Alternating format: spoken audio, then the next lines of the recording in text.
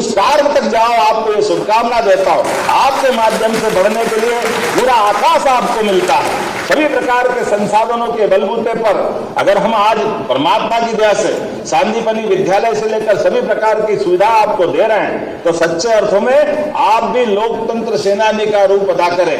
आपके माध्यम से भारत के सभी क्षेत्रों में दिगंत चारों तरफ हमारी कीर्तिवंत होकर के प्रतिभा निकल के दिखाई देना चाहिए। सारे प्रकार के व्यवस्थाओं के बलबूते पर जो श्रेष्ठतम हो सकता है वो सब आप करेंगे। इस शुभकामना के साथ आज आप सबको बधाई देता हूं। कुछ आंकड़े जरूर मैं देख रहा था, अगर स्कूटी के आंकड़े देखूं, लैपटॉप के आंकड़े देखूं, तो विगत 15 साल में 75% से ज्यादा लोगों को, कितने लोगों को अभी तक लैपटॉप मिला? 5 लाख से अधिक लोगों को लैपटॉप मिला। जोरदार अभिनंदन करें उनके लिए। और 1300 करोड़ की राशि खर्च हुई। और ये जो हमने साइकिल देने का प्रयास किया, 6ठी और 9वीं की 4 किलोमीटर से दूर जिनका घर है, इनका अगर आंकड़ा देखते हैं तो अभी तक 3000 करोड़ से 1 करोड़ से ज्यादा साइकिलें स्कूल विभाग के माध्यम से दी जा चुकी है। मैं आपको बधाई देना चाहूँ। इतना बड़ा आंकड़ा है। अभी तक 250 करोड़ की लागत से लगभग 23,000 से ज्यादा विद्यार्थियों को हमने स्कूटी दी। जोरदार अभिनंदन करें इस भावना के कारण।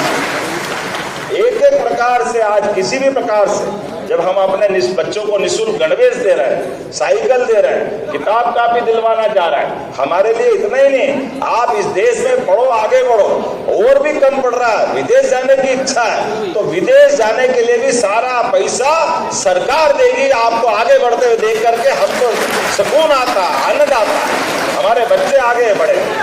आज बदलते दौर में भारत के बच्चे नौकरी मांगने वाले नहीं, नौकरी देने वाले बनना चाहिए। इसका अभियान हम सरकार के माध्यम से चला रहे हैं। लोग अपनी अपनी प्रतिभा के बलबूते पर आज अपनी किताबों के माध्यम से पढ़ लिख करके आप अपने अंकों में श्रेष्ठता हासिल कर लो, लेकिन भविष्य की चुनौतियां ये आपको मिलेगी अलग अलग प्रकार से। जब भी मैं कई सारे मित्रों से पूछ रहा था तो वो आज बदलते दौर में कोई बोल रहा मैं डॉक्टर बनूंगा, कोई बोल रहा मैं सीए बनूंगा, कोई पुलिस का अधिकारी बता रहा है, कोई कलेक्टर बता रहा है, एक ने तो कैबिनेट सेक्रेटरी तक की बात सोच ली।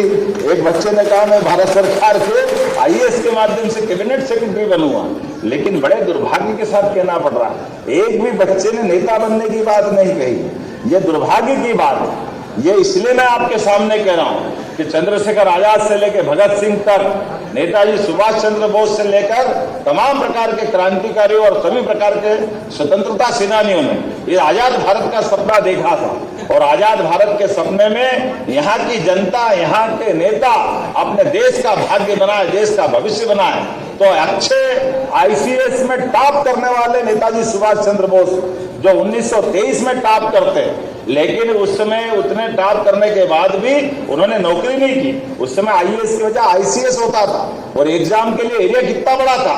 आज का पूरा भारत, आज का बांग्लादेश, पाकिस्तान, नेपाल, भूटान, बर्मा से लगाकर अफगानिस्तान तक का पूरा क्षेत्र में परीक्षा एक होती थी। उस एक परीक्षा में टॉप करने वाले नेताजी सुभाष चंद्र बोस केवल अपनी प्रतिभा को, भारतीय लोगों के बारे में कहा जाता था कि इनमें टैलेंट नहीं है, तो वो अपना टैलेंट भी सिद्ध करते और पास होने के बाद मार्कशीट फाड़ के फेंक देते।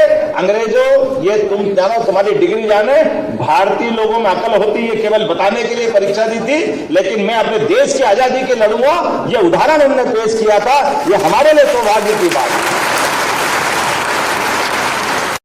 अपने बच्चों को अलग अलग प्रकार से, थोड़े दिन पहले की तो बात है जब लैपटॉप बांट रहे थे, विश्वास जी ने सही कहा है कि विद्यार्थियों का कितना अच्छा भाग्य है।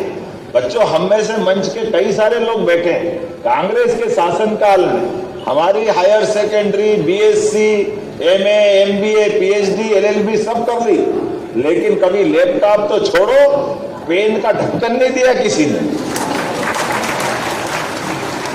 पेन भी दे तो चलो छोड़ो, घर से बैठ के जाए तो टाटपट्टी का बोरा घर से ले जाना पड़ता था। बड़ा कठिन दौर था। स्कूलों की हालत इतनी खराब थी कि सरकारी स्कूल तो मिलते नहीं थे।